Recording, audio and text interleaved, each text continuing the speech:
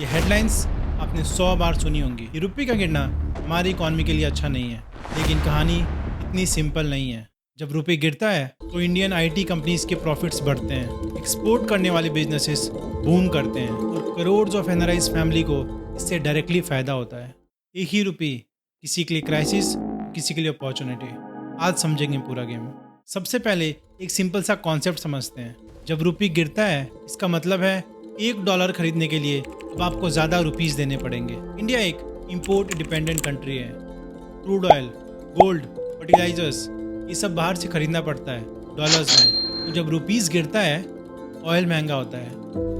Oil महंगा हुआ तो ट्रांसपोर्ट महंगा हुआ तो दूध, आटा, सब्जी सब महंगा। इसलिए लोग डरते हैं रुपये के गिरने से। सही भी है, लेकिन ये पूरी कहानी नहीं है, क्योंकि रुपये का गिरना कुछ लोगों के लिए अपॉर्चुनिटी भी है। कौन है ये लोग, आज समझेंगे। सबसे पहले बात करते हैं इंडिया की आईटी कंपनीज की। इन कंपनीज का लगभग 85% रेवेन्यू सिर्फ यूएस और यूरोप से आता है, क्योंकि ये कंपनीज उनके क्लाइंट्स के लिए काम करती हैं। अब एक सिंपल से एग्जांपल से समझते हैं। एक इंडियन आईटी कंपनीज का यूएस क्लाइंट से डील होता है $1 मिलियन का। जब डॉलर 83 रुपीज़ का था तो कंपनी को मिलते थे 8.3 करोड़ रुपये। लेकिन $1 अब 93 रुपीज़ का हो गया तो अब उस $1 मिलियन के मिलेंगे 9.3 करोड़, मतलब 1 करोड़ एक्स्ट्रा बिना कुछ किए। ये कंपनीज डॉलर्स में कमा रही हैं, लेकिन उनका खर्चा इंडियन रुपीज़ में है। यही रीज़न है कि जब भी रुपीज़ डाउन होता है इन्फोसिस और टीसीएस जैसे आईटी कंपनीज के प्रॉफिट्स इंप्रूव होते हैं। अब आते हैं एक ऐसी इंडस्ट्री पे जो वर्ल्ड में सेकेंड लार्जेस्ट एक्सपोर्टर है। इंडिया की टेक्सटाइल इंडस्ट्री $174 बिलियन की इंडस्ट्री है, और जब रुपीज़ वीक होता है ये इंडस्ट्री बूम करती है। एग्जाम्पल लेते हैं। सूरत में एक बिजनेसमैन है अंकित, साड़ी मैन्युफैक्चरर। वो यूरोप को साड़ीज एक्सपोर्ट करता है। एक साड़ी बनाने की कॉस्ट है ₹500 और यूरोप में सेलिंग प्राइस $10। जब $1 83 रुपीज़ का था तो अंकित को उन $10 के बदले मिलते थे ₹830, मतलब ₹330 का प्रॉफिट। लेकिन अब डॉलर बढ़कर हो गया है 93 रुपीज़, तो वही $10 बन गए 930 रुपीज़।